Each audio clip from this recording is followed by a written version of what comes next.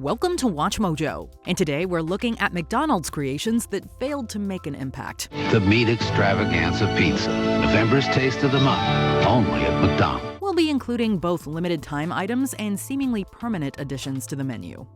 Number 30, crab cakes and sandwiches. When thinking of fast food favorites, crab may not be the first thing to come to mind. McDonald's tried their hand at crustacean-themed dishes several times. More restaurants around San Francisco are now serving up the crab sandwich. The new creation may remind you of the Krabby Patty from SpongeBob, but this is a real thing. The first iteration from the 1990s was a standard crab cake. Customers found that the amount of meat within the cakes was disappointing, leading to poor sales. They tried bringing the Maryland-inspired dish back in the 2000s to little success.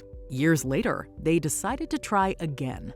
This time, they opted for snow crab sandwiches. It's a crab salad that has 100% snow crab. Although it was a fresh idea, the $9 price tag scared off any potential fans. While it's clear they have good ideas when it comes to seafood items, they've had trouble hitting the sweet spot between affordable and delicious. Number 29, Mulan Szechuan sauce. Sometimes it's better to let sleeping dogs lie. Originally created to help promote Mulan, this dip was inspired by traditional Chinese sauces. In honor of Disney's new movie Mulan, the epic adventure about this cool girl who saves China, McDonald's is offering tender, crispy chicken McNuggets and a new Szechuan sauce. It was met with a lackluster response, as people felt it was an inauthentic take on the cuisine. The advertisements also didn't help its image. It quickly left the menu once the promotion was finished. After being mentioned on Rick and Morty, demand for the condiment skyrocketed, and McDonald's initiated a limited re-release. Its return was met with immediate chaos from fans of the show, with people jumping onto the counter and crowds swarming restaurants. Despite the initial wave of orders, the trend soon died down. McDonald's posted on their Twitter page saying that they will bring it back. They agree that this wasn't cool what they did. While it is available on the app, it has yet to see another huge spike in popularity. Number 28, McJordan Special. While they hit a sweet spot with their newer celebrity-branded meals, McDonald's initially struggled with their partnerships. A 1992 collaboration with Michael Jordan seemed genius at first, as the player was at the top of his game. And only one town gets to eat the McJordan Special. Now it's back in town. The release was highly anticipated, with fans of the athlete and restaurant excited to try it. The fact that it had been designed by the iconic basketball player himself only added to the hype. While it was popular at first, many found that it just didn't live up to other items, both classic and novelty. The McJordan Special is back in town. For a limited time, get this button free with a McJordan Special combo. Both classic and novelty. Despite initially getting an extended run, the limited time special faded into the background as more exciting items were added. Number 27, fruit and walnut salad. Historically, McDonald's has never been known for their nutritious options. However, in an attempt to change their reputation, they released the comparatively healthy fruit and walnut salad. I've got a fruit buzz. What's a fruit buzz? It's, you eat the new fruit and walnut salad from McDonald's. Yeah. This serving of fruit, nuts, and yogurt was marketed as a light and nutritious snack. While it was a good attempt at introducing a diet option, many felt that it didn't compare to the more popular sides. Crisp apple, juicy seedless grapes, plus cool, creamy yogurt, and crunchy candied walnuts on the side. Tastes so fresh. The salad struggled to find a niche among their massive consumer base. The appetizer finally got the axe after 8 years, in favor of options they felt could give them a leg up on their competition. Number 26, Big and Tasty. There's nothing like a good rivalry. McDonald's competitor Burger King hit their stride when they released their signature item, the Whopper. Not to be outdone, McDonald's decided to release their own version. When you're the next big thing, everybody wants you. Even Kobe Bryant. Introducing the next big thing from McDonald's. It's the Big and Tasty. The Big and Tasty was their third try at recreating it, and people were growing tired of the repetitive new additions. While it wasn't bad by any means, it just couldn't compare to other items being sold by the restaurant already. Patrons were far more drawn to those than the replication of the company's competition. A Big and Tasty for just $1? How do you do it? What's your secret? The special waned in popularity over the years until it was finally retired from the lineup in the early 2010s. Number 25, Hot and Spicy McChicken. This was a case of the right idea at the wrong time. The plain chicken sandwich had been a hit for the chain and quickly became a fan favorite. They decided to expand the line by introducing the Hot and Spicy McChicken, a hotter variation that boasted a kick of flavor. The Hot and Spicy McChicken. Revving up the dollar menu with a blend of savory spices to set your taste buds off. This piqued people's interest, especially among spice lovers. While people accustomed to hotter food enjoyed it, the vast majority of their base weren't ready for such a change. Stop by McDonald's today and try our new Hot and Spicy McChicken sandwich on the dollar menu for a limited time. Though it could have opened up the restaurant to an array of new seasonings, the reaction made them stick to the classics. Many opted for the original, leading the newer rendition to be discontinued nationally. Number 24. Angus Burgers. Over the years, we've seen McDonald's make countless attempts at a premium burger, including the Angus Burger, which rolled out in select markets around 2006. Boasting a thick, juicy patty made of pure Angus beef, the sandwich came in one of 4 options: mushroom and Swiss, bacon and cheese, chipotle barbecue bacon, and, wait for it, the Angus Deluxe. We know, you'd think the word deluxe would have left a bad taste in the mouth of the company after the Arch Deluxe, but apparently not. McDonald's really stuck it out with the Angus Burger, and it eventually developed a dedicated following, albeit a notably small one. In 2013, the burger was discontinued in the United States, though it generally continues to be offered in Canada. Want to switch? Of course you do. Number 23. Mozzarella Sticks. The inclusion of this famous food could have changed the game entirely. It would have been a unique option to help set McDonald's apart from other establishments. However, consumers' hopes were dashed once the mozzarella sticks were actually released. Hot, crunchy, and irresistibly cheesy. Many were disappointed to learn that the amount of cheese within the stick didn't even come close to the amount shown in the commercials. Mozzarella sticks with tomato chili jam are back. In fact, some even found that they were almost completely hollow inside.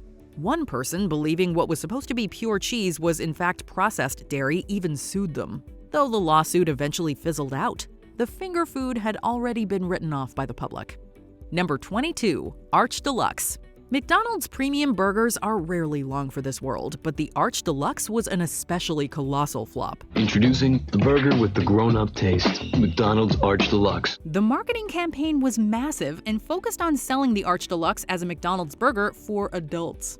It insinuates that all the other burgers people have been enjoying are for kids, and that mature consumers should embrace the new deluxe line of sandwiches, with this burger leading the charge. I'm in the zone. All layered together in one symphony of taste. The development, marketing, and rollout is estimated to have cost $300 million and utterly failed to convert customers, who balked at the price, high calorie count, and the tone of the commercials. Today, it's remembered as one of the company's most expensive misfires. America's favorite new burger. Number 21. McSalad Shakers. We commend McDonald's for trying to offer their customers more healthy menu options, especially doing it all the way back in 2000, which was arguably earlier than many of their competitors. With the McSalad Shakers, diners were invited to pick one of 3 options: chef, Caesar, or garden salad.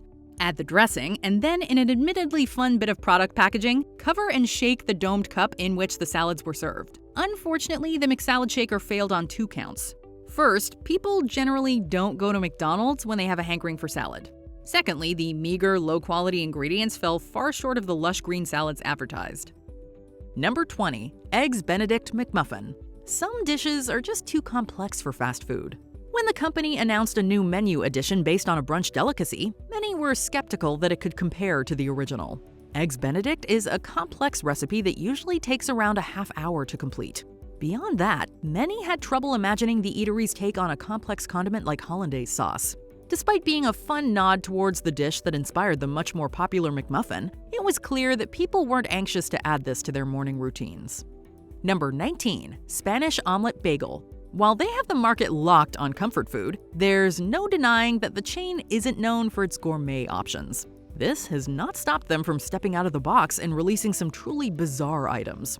One of their most inventive was the Spanish Omelet Bagel. Only McDonald's brings you our tender, juicy steak, egg, and cheese bagel, our zesty Spanish omelet bagel with sausage, and the classic taste of our ham, egg, and cheese bagel. Made with 2 different types of cheese and eggs stuffed with onions and peppers, it was introduced at the end of the 1990s.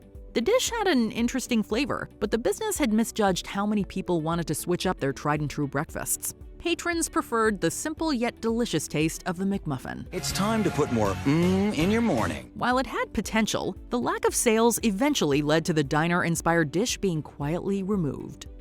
Number 18, McLobster. At its core, McDonald's is known for its low cost. From the famed dollar menu to the value meals, they've been the place to go for a quick, cheap bite. So perhaps it's not surprising that the McLobster, which was a more expensive option, struggled to find buyers. For a limited time, the McLobster sandwich is ashore at McDonald's. Filled with Atlantic Canadian lobster meat and crispy lettuce on a fresh bun, it's bound to make a splash with everyone. McDonald's tried this a couple of times, but each time people were wary of the taste. Lobster rolls are a staple dish for seafood lovers, and many opted for their tried-and-true favorites rather than the newer version. The delicious McLobster.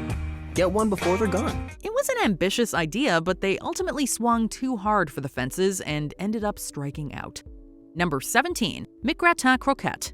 McDonald's Filet-O-Fish can be a hit-or-miss item with most consumers, but at least it's reminiscent of the familiar frozen fish sticks most people ate as kids. The best-selling fish sandwich in America. Tell them your nickname, Henry.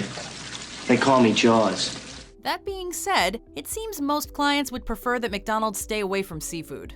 The strange concoction called the McRat Cro Cat feels like the end result of a chopped basket of secret ingredients gone wrong. The gurakoro, as it's known in Japan, consists of ground shrimp, mashed potatoes, and deep-fried macaroni, all mushed together into a patty. Smother it in mystery brown sauce, and you've got yourself a culinary misadventure. It was designed specifically for Japanese markets, but guess what? Japan was not interested. Apparently, the odd marketing didn't help either. Number 16, chopped beefsteak sandwich. Only McDonald's puts it all together. 100% pure beef. The late 70s were an exciting period of innovation in American pop culture history. McDonald's, not wanting to be left out, prepared to unveil the chopped beefsteak sandwich, and for the most part, it was deemed delicious. Unfortunately, as is so often the case with groundbreaking new products, it reportedly priced itself out of reach for the average consumer, apparently ringing up at $1.29 to the regular burger's 40 cents. Many fast foodies lucky enough to try it in the early 80s remember it as one of the greatest sandwiches to ever touch their palates. But the steep price made it too hard to swallow, even after McDonald's tried throwing in a free dessert. Nobody can do it like McDonald's can. Nobody. Number 15, fried roast beef sandwich. For a company that's conquered the globe by selling beef, as in hamburgers, you'd think that McDonald's would have a better handle on how to successfully market that same meat in its other popular forms. Between this and the chopped beefsteak sandwich, however, McDonald's has repeatedly proven otherwise. Back in 1968, in an effort to compete with Arby's, which was only a few years old at the time, McDonald's released a roast beef sandwich of their own. Announcing roast beef on a roll. And guess what? People loved it. So why was it a flop? Simple economics. The roast beef was freshly sliced, and the need to install and operate a meat slicer in every McDonald's proved too inefficient in terms of time, cost, and profitability. McDonald's is my kind of place. McDonald's is my kind of place. Number 14, McHot Dog. Hot dogs or hamburgers? That's the question most commonly asked at a summer barbecue. So don't hot dogs seem like a guaranteed success for any major fast food franchise? No, Mickey D's and hot dogs have had a long and complicated history.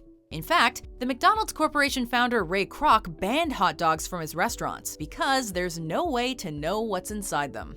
Following his death in 1984, however, a number of attempts have been made to introduce hot dogs in one form or another to the McDonald's menu in select North American and UK markets. Hot dogs are hot again, and they're new at McDonald's. But time and time again, they just fail to catch on.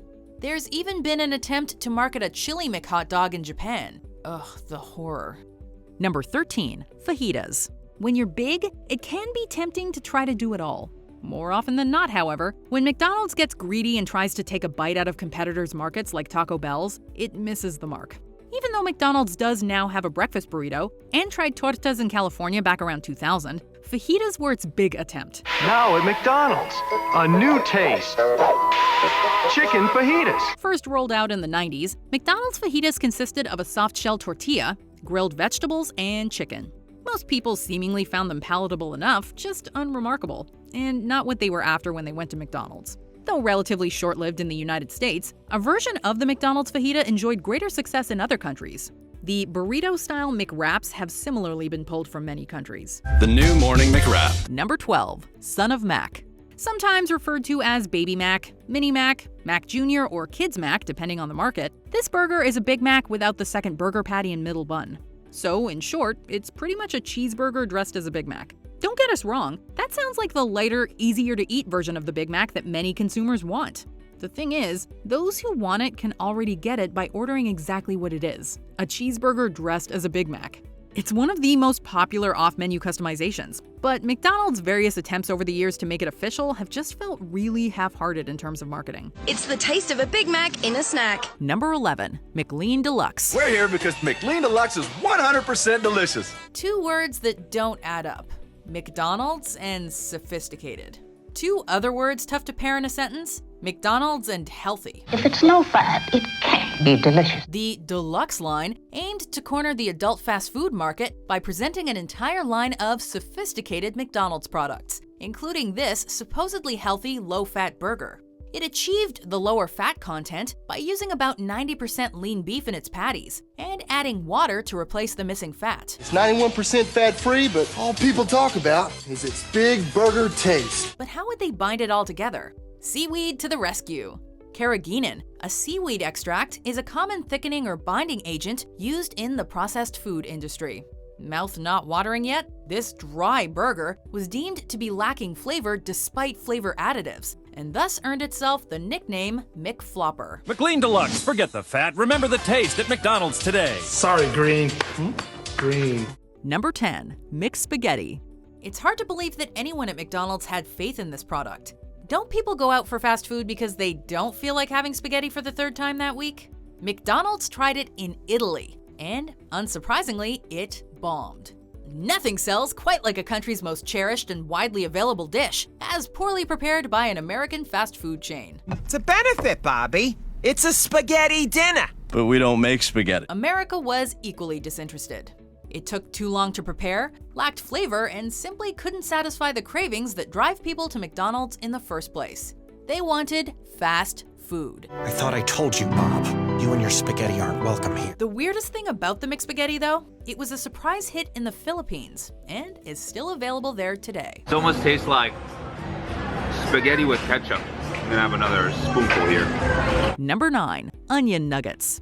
Ever seen that prank where people take an onion, put it on a stick, and then dip it in caramel or sugar to trick people into thinking it's a candied apple? Well, McDonald's did something similar back in the 70s, but it wasn't a gag. It was a real menu item they were pushing in test markets. The product was essentially McDonald's attempt to make their own unique spin on onion rings, taking small chunks of onion and battering and deep frying them.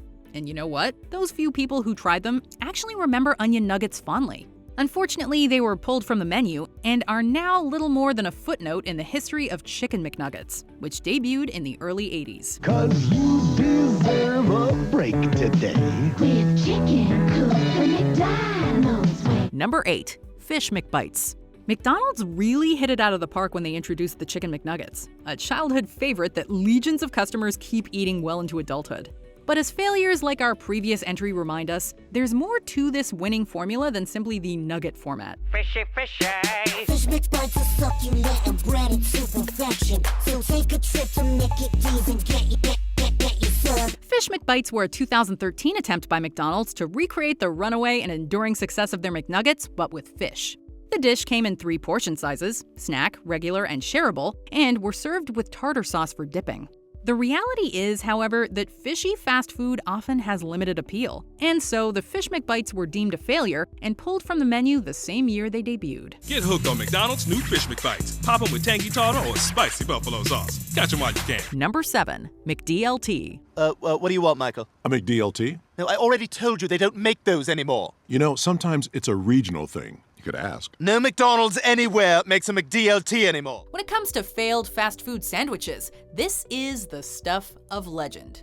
We could describe it to you, but we'd rather let Jason Alexander do the talking. The beef stays hot, the cool stays crisp. Put it together, you can't resist. Could be the best lettuce and tomato hamburger ever. The fact that they went through the trouble and extra styrofoam to build this dual-chamber hamburger containment system just to keep the tomato and lettuce cool and crisp is commendable, but so unnecessary.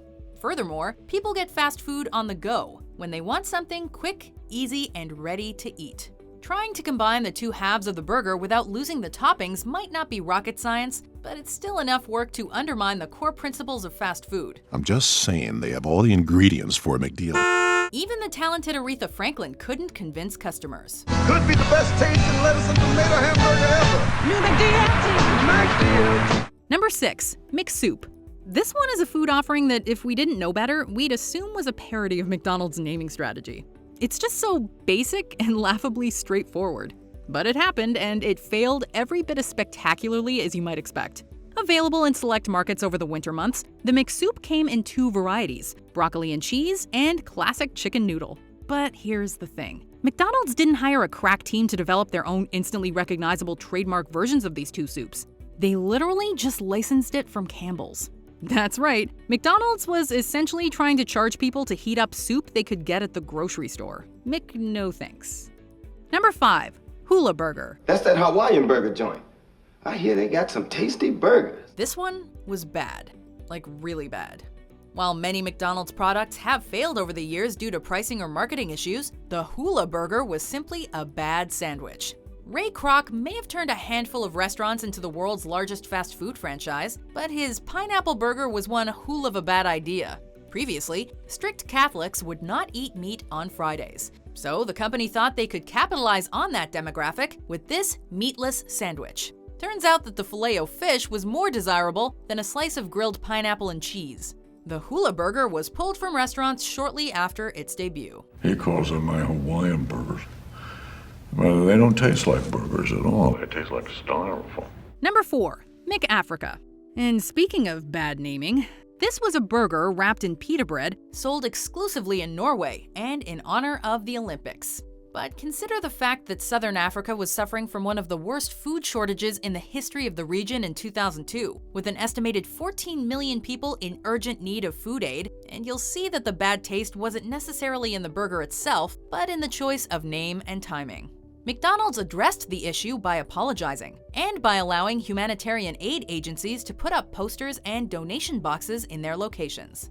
They did not, however, stop selling the product until September of that year. And then they released another one in 2008 for the Beijing Olympics, again to heavy criticism. Number 3, McStuffins. Remember earlier when we were talking about McDonald's trying to take a bite out of other fast food niches? Well, in the early 90s, they attempted to compete with the microwavable snack/meal market by putting out their own pocket-style sandwiches. We're gonna bake our own French bread. You're gonna bake French bread? Yeah, all day. The logic seemed to be that McStuffins eliminated the oh-so-grueling effort of microwaving your Hot Pocket or other such savory turnover. But here's the thing. Those meals are all about the convenience of a quick bite at home, work, or school. When you put in the effort of getting yourself to a McDonald's, chances are you're gonna opt for a burger and fries. Due to poor sales, the McStuffins were discontinued in 1993, the same year they debuted. Number 2, Mighty Wings. So tell me what happened. We were playing for the Mighty Wings. More like mighty unpopular. According to most reviewers and consumers, there was nothing spectacularly bad about these wings. They were just unremarkable. Some, though, found the crispy Mighty Wings closer to fried chicken than to real buffalo wing. McDonald's is a juggernaut in the fast food world, and every so often they try to branch out to corner another end of the market. But just in time for football season, McDonald's is getting serious with real chicken wings called Mighty Wings. But with so many tried and true choices out there for delicious chicken wings, you can't blame consumers for continuing to take their business elsewhere on game night. Sales numbers were so poor that McDonald's lowered the price from an average of $1 per wing to 60 cents. This was allegedly done in order to liquidate the 10 million surplus wings they had left in stock when it became clear that the product had flopped. One bite, and you'll never give them up. New Mighty Wings from McDonald's. Before we continue, be sure to subscribe to our channel and ring the bell to get notified about our latest videos. You have the option to be notified for occasional videos or all of them. If you're on your phone, make sure you go into your settings and switch on notifications. Number 1, pizza and McPizza. In the late 80s, McDonald's had about 40% of the American burger market, but sales consistently lagged around supper time. Pizza mega franchises like Pizza Hut simply ruled dinner. But Mickey D's had already won breakfast and were committed to claiming all 3 meals. Though they had test-marketed personal-sized pizzas in the late 70s, the following years saw them introduce various pizza sizes in various locations, including the Pizza Pocket-style McPizza, which failed. But with their fresh-made, oven-baked pizza, they were going all in. McDonald's pizza, McDonald's pizza. The pizza was relatively well-received, but the wait time was not. For a franchise that conquered on a campaign of speedy service, this was a deal-breaker. For the first time ever, he'll make dinner for his family. Pizza was a wrench in the well-greased gears of the McDonald's kitchen. By the end of the 90s, the McDonald's pizza dream was essentially dead. No dessert for me, Mom. I don't deserve it. Family-sized pepperoni pizza. It's a parent's dream come true. Which McDonald's item do you think was the most disappointing? Let us know in the comments below. Big and tasty. Big and tasty. The Big and Tasty, only 99 cents. Did you enjoy this video? Check out these other clips from WatchMojo, and be sure to subscribe and ring the bell to be notified about our latest videos.